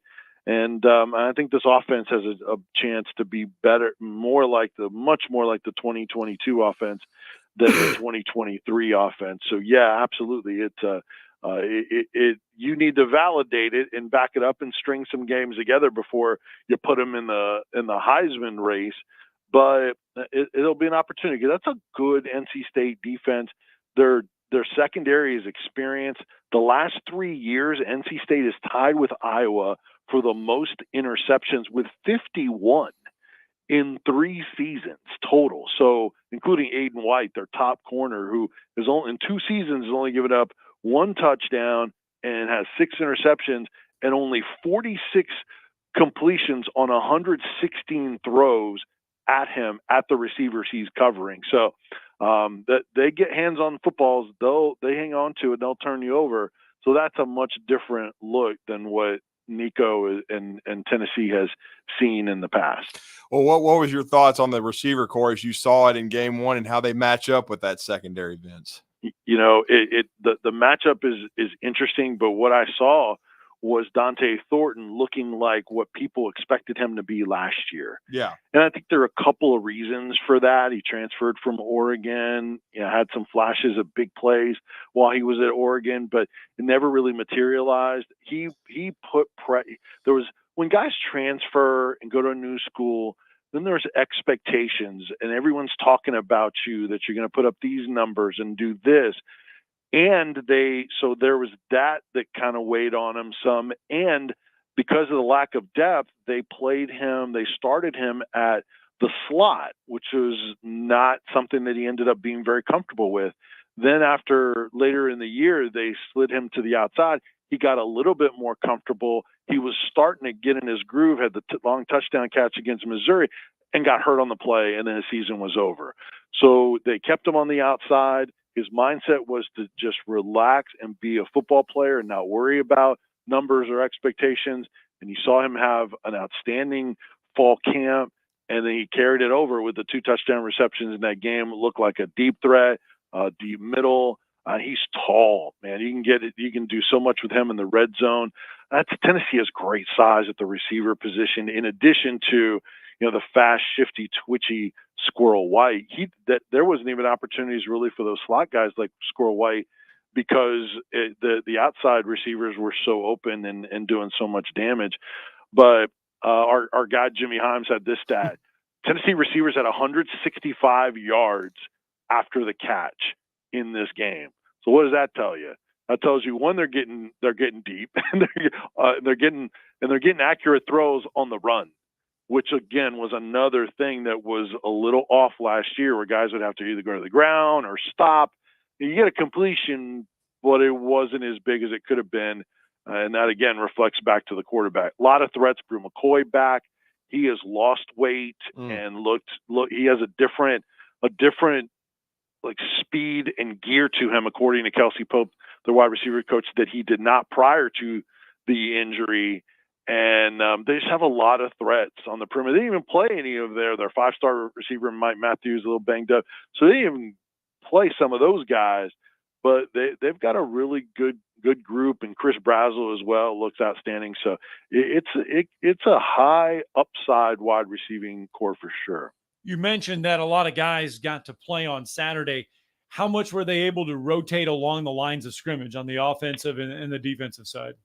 A lot, and that matters big time, because when you talk about the impact of stacking up unnecessary snaps early in the year, that's where it can really bite you. Yeah. On the defensive line, they played everybody except for a couple of true freshmen, actually 4 freshmen that didn't play. Everybody else, either at the edge rusher or they played 18 interior defensive linemen and then 4 edges. So 22 guys played, and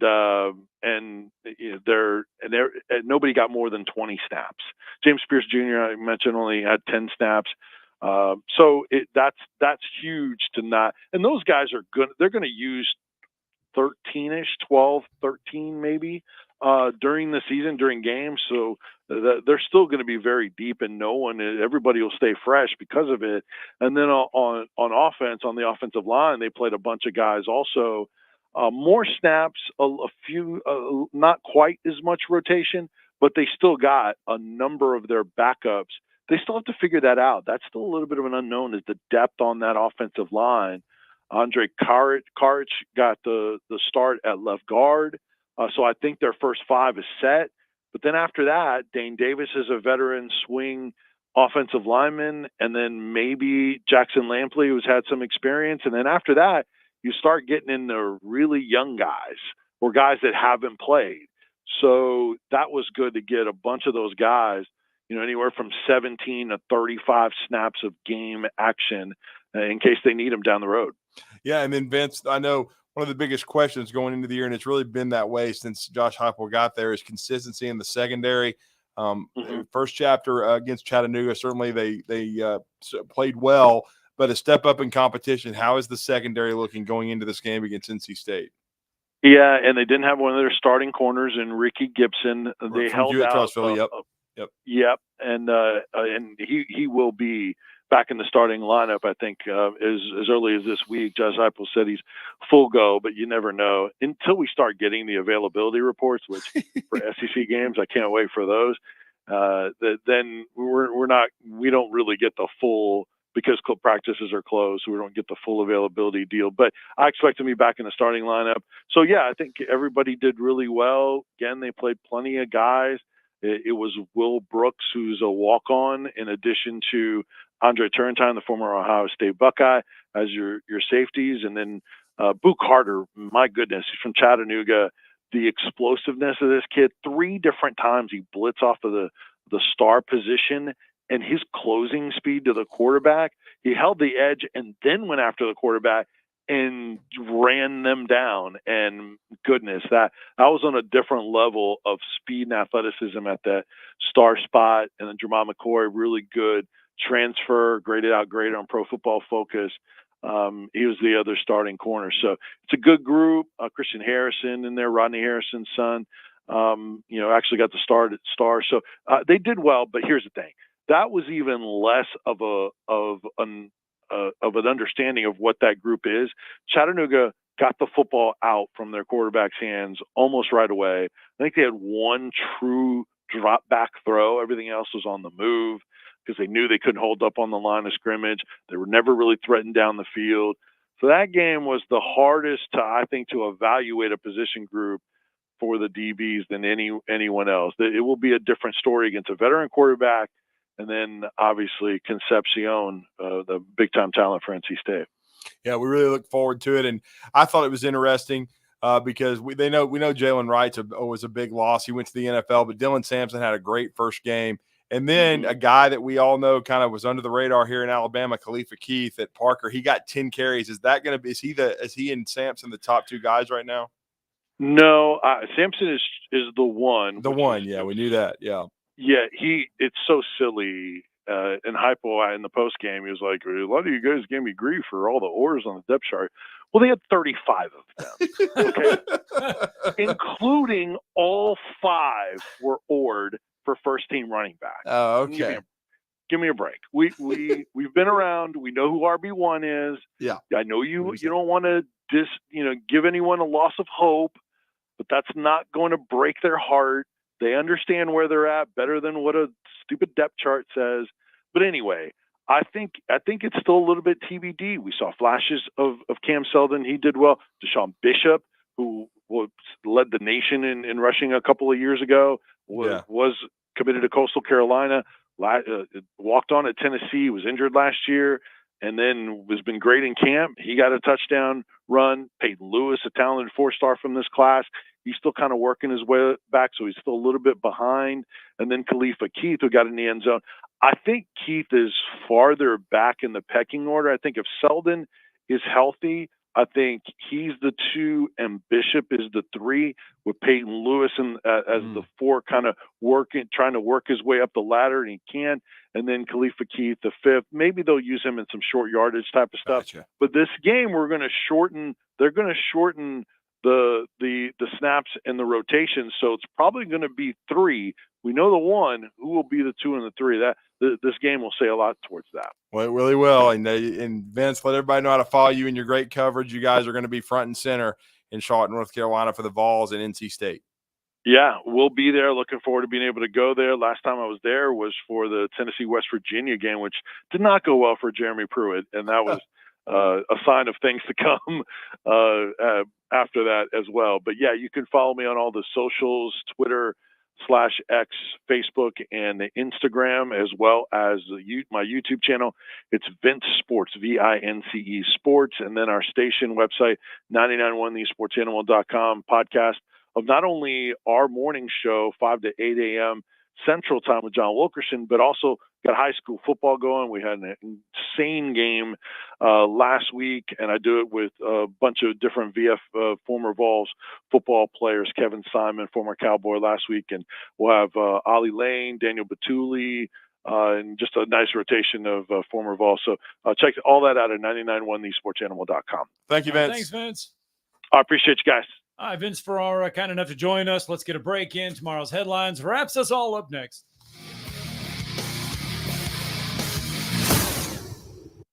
You're listening to Talkin' Ball on 97.7 ESPN, The Zone.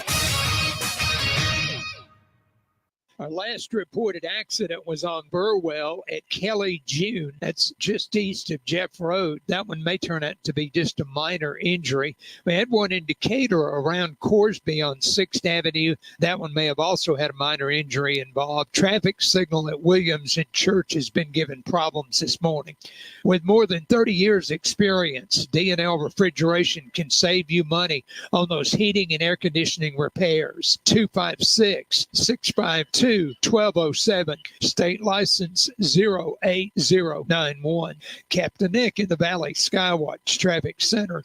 By now, you know about Eagle Masonry and Insulation, and maybe you know that Eagle also does landscaping and dirt work. But how about after paint work? Shower doors, shelving, and mirrors, all taken care of by Eagle, the same Eagle that takes care of all your masonry, insulation, and landscaping needs. Eagle brings the same level of expertise to all these disciplines, and they're ready to provide you with a free quote. The website is the same, insulatewitheagle.com, as is the phone number, 256-755-1556. Give them a call and see what Eagle can do for you. Eagle saves you time. Eagle saves you money.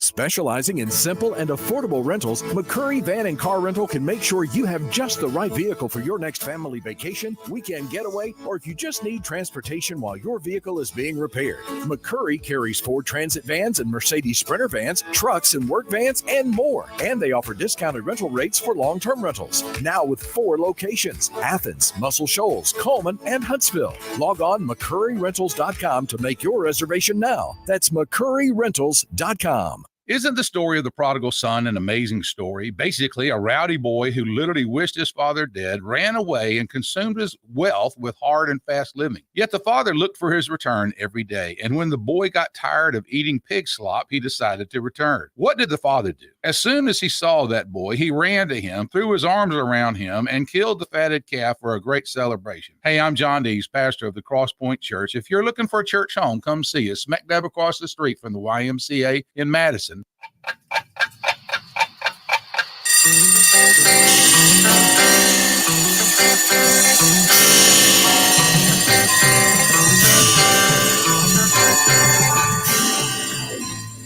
It's time for tomorrow's headlines today with Scott Tyson and Drew DeArmond on 97.7 ESPN The Zone.